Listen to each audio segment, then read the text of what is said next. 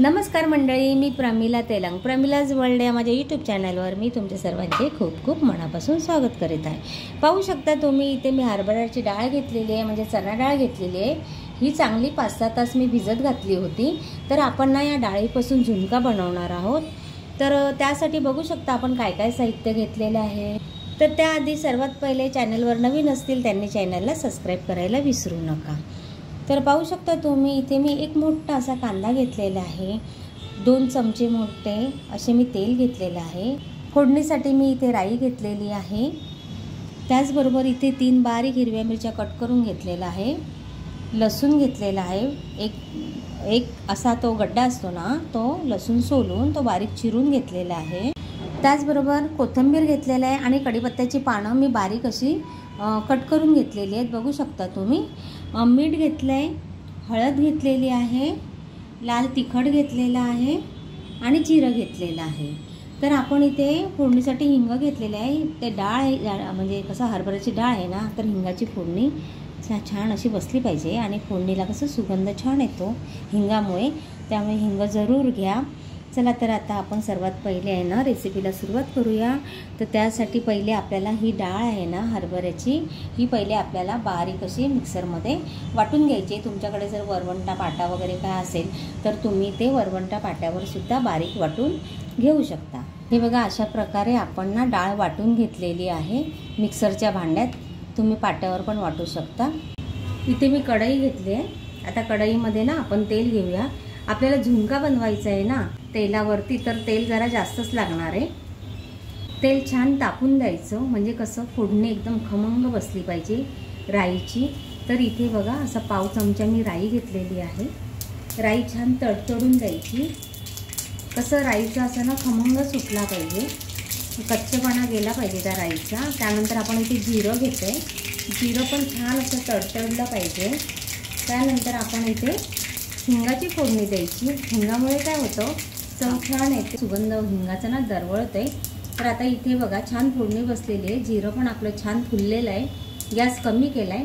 आता कढीपत्ता घालते, हे बारीक कट करून घेतलेली हिरवी मिरची मी यासाठी घेतली की झुणका आहे ना, तर झुणका कसा जरा झणझणीत असा लागला पाहिजे ना, त्यासाठी मी ते हिरव्या मिरच्या घेतल्या आहे। जर तुम्ही हिरवी मिरची नसाल खात तर तुम्ही हिरवी मिरची स्किप करा। त्यानंतर इथे बारीक असा कट करून घेतलेला लसूण घालायचे आपल्याला। लसूण छान आपल्याला तेलामध्ये ना असा मस्त 30 ते 40 सेकंद असा छान असा आपल्याला लसूण परतून घ्यायचं आहे। बघा कलर आता बदलतोय ना, हे बघा कसं आहे, झुणका म्हटला म्हणजे कसं त्याला असं झणझणीतपणा पण असला पाहिजे। त्यासाठी आता बघा इथे आपण कांदा घालूया। कांदा मी इथे मोठा असा एक कांदा घेतलेला आहे, म्हणजे मीडियम साईजचे 2 कांदे होतील एवढा हा एक मोठा कांदा आहे। कांदा छान असा तेलामध्ये परतून घ्यायचा, बघू शकता कांदा छान असा आपला कलर बदललेला आहे कांद्याने। कधी पण झुणका करायचा असेल ना तर तेल जास्तच घ्यायचं, कारण आपल्याला सुका करायचं आहे, पिठलं नाही करायचं आहे। तर आता बघा कांदा छान झाला आहे। तर इथे मी पाव चमचा हळद घेतलेली आहे, लाल तिखट, आता झुणका म्हटलं म्हणजे कसं जरा तिखटपणा पाहिजे ना, म्हणून मी इथे हिरवी मिरची पण घेतली आणि लाल तिखट घेतले। तुम्ही नुसतं लाल तिखटवर पण झुणका करू शकता। वाटून घेतलेली ही डाळ ह्यामध्ये घालायची, गॅस कमी करायचा आणि ही सर्व वाटलेली डाळ यामध्ये मिक्स करून घेऊया। बघू शकता तुम्ही सर्व डाळ आपण या कांद्यामध्ये सर्व मिक्स करून घेतलेले आहे। बघा किती छान असं मिक्स झालेलं आहे। कसं आहे ना, त्याचा कच्चेपणा जाईपर्यंत आपल्याला हे छान असं परतून घ्यायचं आहे। तर आता थोडंसं आता कसं सुक्क आहे ना, आता ते खाली लागू नये म्हणून फक्त आपण इथे गरम पाण्याचा हपका मारणार आहोत। बघा इथे मी गरम पाणी करायला ठेवलं आहे, तर इथे 1 चमचा मी पाणी घेतलेलं आहे। आपल्याला जास्त नाही, खाली ते लागू नये ना, म्हणून असं थोडंसं आपल्याला हपका मारून घ्यायचं आहे, असं साईडनी सोडायचं आहे। थोडीशी कोथिंबीर आपण आता इथे सोडूया, थोडी राहू देऊया। आता हे आपण सर्व मिक्स करून घेऊया। हे बघा मध्ये मध्ये असं चेक करायचं, झाकण उघडून बघायचं, म्हणजे खाली लागता कामा नये।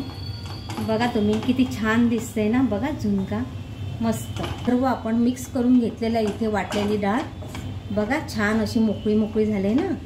तर आता कसं आहे ना, त्याचा कच्चेपणा गेला पाहिजे, खाताना आपल्याला झुणका कच्चा नाही लागला पाहिजे, म्हणून आपल्याला 10 मिनिट तरी ना छान अशी वाफ काढून घ्यायचे. त्याआधी इथे चवीप्रमाणे आपण मीठ घालूया. तर इथे बघा चवीप्रमाणे मी मीठ घेतलेलं आहे. हे सर्व आपण आता मिक्स करून घेऊया.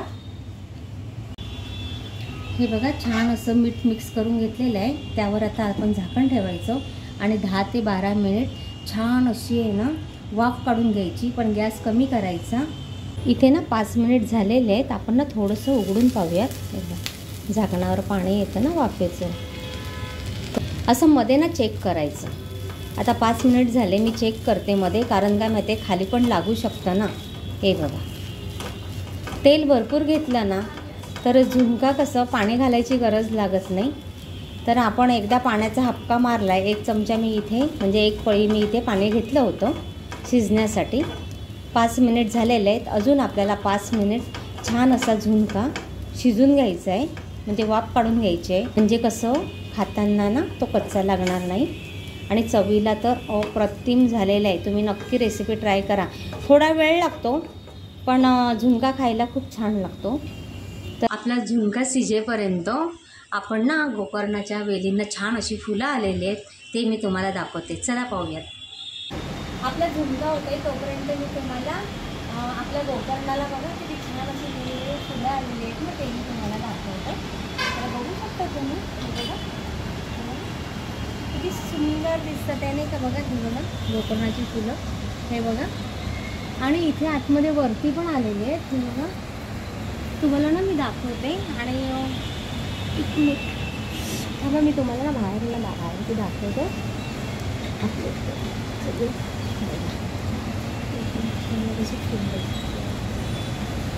छान ना. कुठे गेलं ते दुसरं.